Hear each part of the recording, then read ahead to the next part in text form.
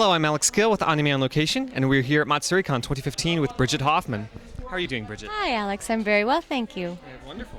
Now, this is your first time at Matsuricon at a convention for anime ever, I believe. What's your experience been? Well, I was at one other anime, but just for a panel for 1 hour. So this is my first con to stay and be for a few days. It's been wonderful. It's been very interesting and exciting, and I'm learning a lot. I'm sorry, I won't take your mic. So, could you tell us more about your work on Serial Experiment Lane and how the theme of communication influenced your work as an actor on that program? I love doing Lane.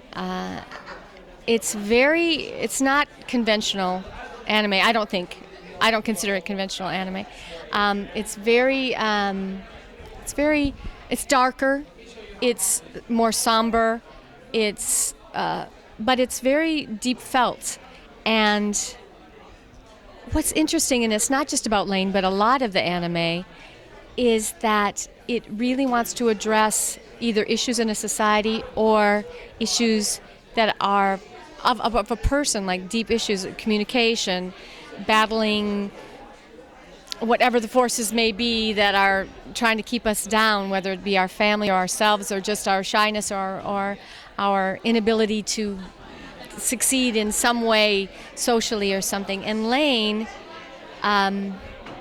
it's been a while since I've done it, but I think that the idea that, and isn't it interesting that now the way I have a 13-year-old son, that we communicate in life is rarely face-to-face. It's generally by words. It's generally almost machine-like instead of. So we don't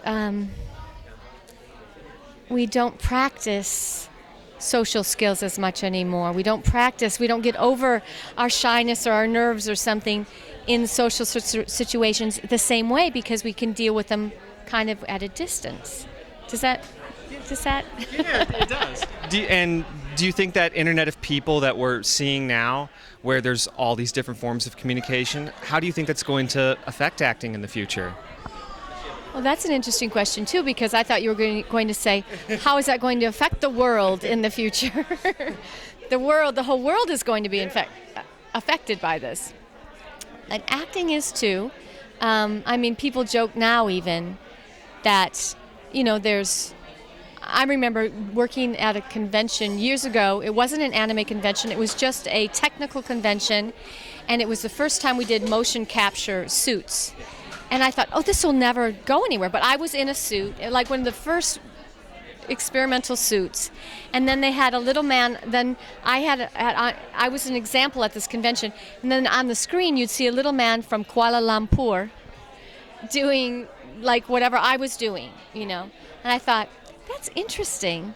But these people, they were a startup company. I thought, they'll never succeed. That's going to fail. And of course, it didn't fail. It's very much, it's boomed and blossomed, exploded.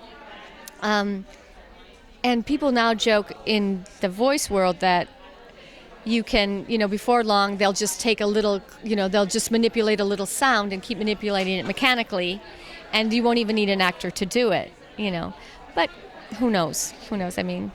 I've seen tools in After Effects where they do motion capture with little animated characters that people make, and it's still in very elementary stages, so it still has a long way to go, but it's amazing what technology can do. Didn't they do motion capture like in Benjamin Button, and they do it in the one with the blue tall people, Avatar. Cameron knows Avatar, things like that. So they do it a lot, but maybe they don't.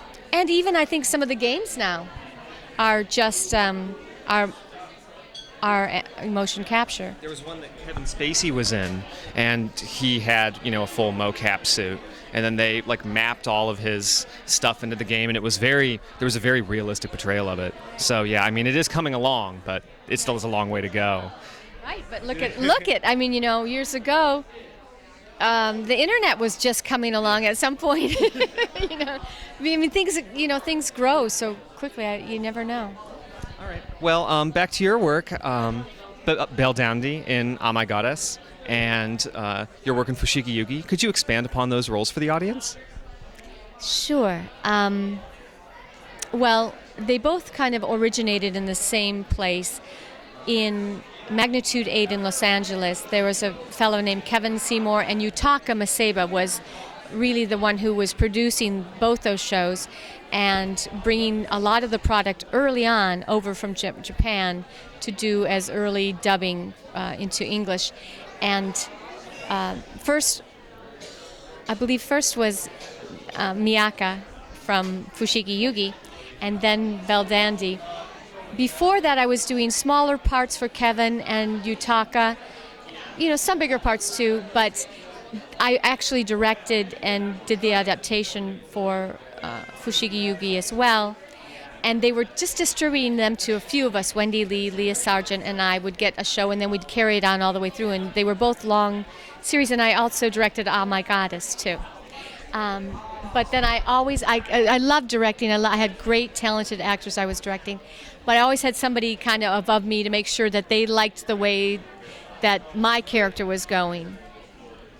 And I liked Belle Dandy. I liked Miyaka too. I loved the Japanese versions of them. So I was just saying that I really learned a lot from those actresses. They're funny. They had a lot of color and things. And I learned that some of that comic timing from them. I had a little bit of restriction, I think, because the people, Kevin, who I'm so grateful for, who got me started, also had a very clear idea of what he wanted Miyaka to be, which was to maintain a very strict vocal area, which was very high and stuff. And sometimes I wanted to play with that a little more and just say, well, she's a little over the place. She doesn't have to stay up here the whole time. She can come down, and she can go up, she can get. And his idea, which it's got to be his idea, was to maintain her in a certain area just to ID her a little more. And so part of me was so grateful to be doing that. Part of me wanted to do a little more, but I wasn't ultimately the boss of that. That was those were the restrictions I had to work with. And so I had a little bit of, I wish, if only. But I also had, like I say, I learned a lot. I learned a lot from that experience, and that actually helped me in other areas, not just anime, but everything you do as an actor, as a person, helps you for the next thing you do. And if you don't learn it well, then you'll get a way to learn it again, So. Now, your roles as Cosmos in Xenosaga and Telos in Xenosaga, could you expand upon the different approaches that you took to those roles for characters that had the relationship they did? I can try. When we're doing the acting, unless we are directing, we don't get to see the whole scripts. So we don't really know how the characters are going to interact with the other characters at the time. But what I like about Cosmos, and to me, it's always interesting because you learn about the culture of the place from where these anime are originated, or what they're supposed to be about. So you actually really learn about somebody else's perspective about something, and a lot of it is dealing with machines and humans, or the ability to be human in a machine, more machinated world and things. Cosmos I like because of her intellect and just her strength. For me, I've always played, beforehand I'd always played really, really soft-spoken, quiet, shy people, more like me. And so I loved her strength, her machineness, and I got to, it's just each one you get to find something and try to match it to what you see and to what you hear that came before you. Either the Japanese artist who originated it before you. Most of the time it's wonderful, wonderful all the time, but sometimes it might be something that you might have one little idea different, and you might be allowed to do it, you might not. So, and then you look and you see what it is, and you just try to think, okay, this is what I am. Look at her eyes. Look at the way she holds her face, the way she moves, and then you just actually try to. It kind of overcomes you, and you try to feel her inside you, and often. Basing that off of. Answer your question. Oh, it does. Yeah. I was just wondering that based off video game models is being able to extract those expressions versus seeing it off of a person that you're seeing in the flesh. Like, is it, more difficult? What kind of challenges do you run into? It's funny because I don't know if most people, when they see anime, I'm a great audience no matter what I see.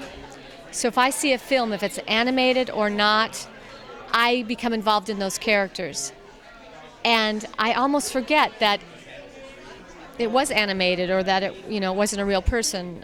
So when I see those characters, I mean, they're drawn a particular way. They're either drawn, I mean, you just look at them and you know that they're being silly, or they're sad, or they're shy, they've got red blushes or whatever, or they're strong, or they're battling. And I don't even think of it. I think of it as any other character that I've undertaken as an actor. I may not have seen somebody else do it. Usually I don't like to see somebody else because I want my own impressions of what this character is. But in anime you have something else helping you or there with you. So no, it doesn't matter that it's animated, because you still see it drawn. The artists are remarkable. You still see it drawn, and it becomes a character, a real character. It becomes a living thing to you as you're doing it, and it's a collaboration. It's drawn, it's directed, it's produced, it's acted before, it's acted now. I mean, it becomes a huge collaboration. But most things are in some way, just differently. In all of these acting roles, how has your work in ADR been influenced by them? What have you taken from acting to direct? To direct? A lot. I mean, a lot. That's a big question. It's a journey. Acting is a journey. I've been doing it since I was a little girl, little girl. And you learn as you go. But along the way, learning from other people, learning from taking acting work classes, a lot from theater, trial and error, and then working with a lot of different directors and seeing which ones really work for me or which ones make me feel like I can't be creative and which ones make me feel like I can try anything and not fail.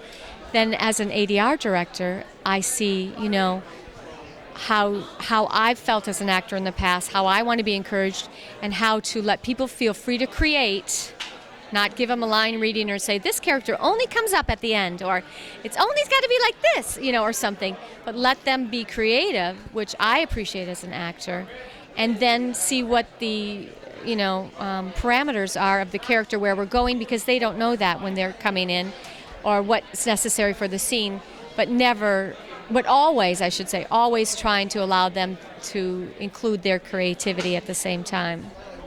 And that's in any situation. I should think it would be the same in any situation, in any job. If you have a boss who makes you feel like you can try to attempt something on your own, or if you have a boss who says, no, I'm watching you, everything you do, it's got to be done this way. I think you get more if you allow people to do their own thing, and then they might bring more to it than you ever could. And the best directors that I've worked with have been doing that. So the more I learn, and the older you get, and the more you do, you see what has helped you as as an actor the most, and what you can help others with the most. Just let them be, because they're they're actors too, and they have ideas. And I always appreciated directors who want to hear your ideas as an actor, and then they'll still do what they want in the end. They'll still get what they need to, but they might be surprised and choose something that you've come up with instead. In your time voice acting, have you noticed changes in technology affect your job, like ISDN lines for doing recordings, across the nation, things like that? As a matter of fact, just today I just got an iPhone. Can I say iPhone? Because in my job doing ADR for television and films, you cannot mention any brand names, so you have to be very careful about it.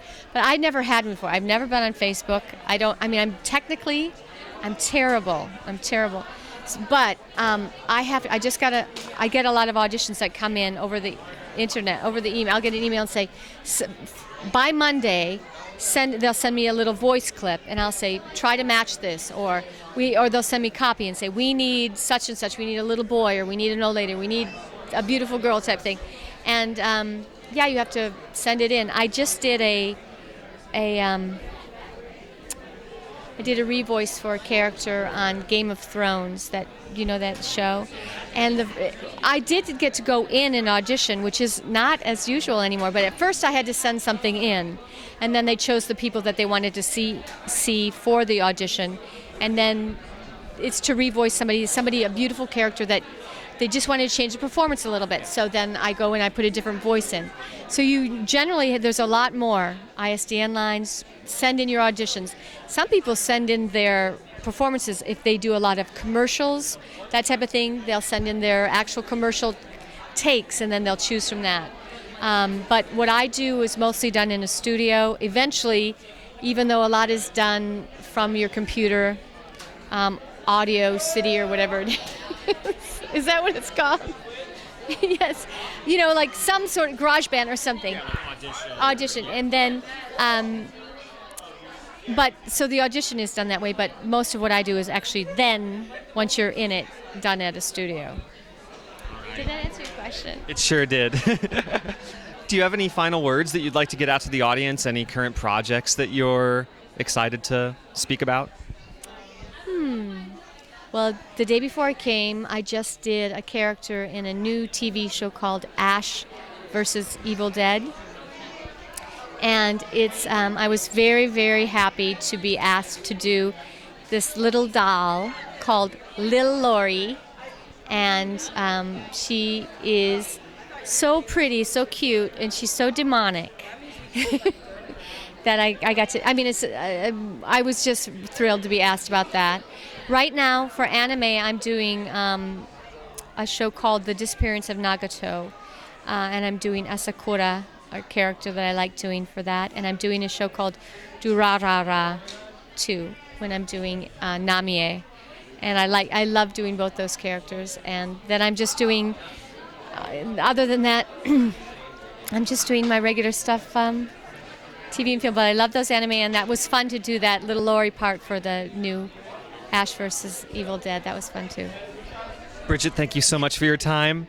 It's been wonderful. Thank you very much. Thank you.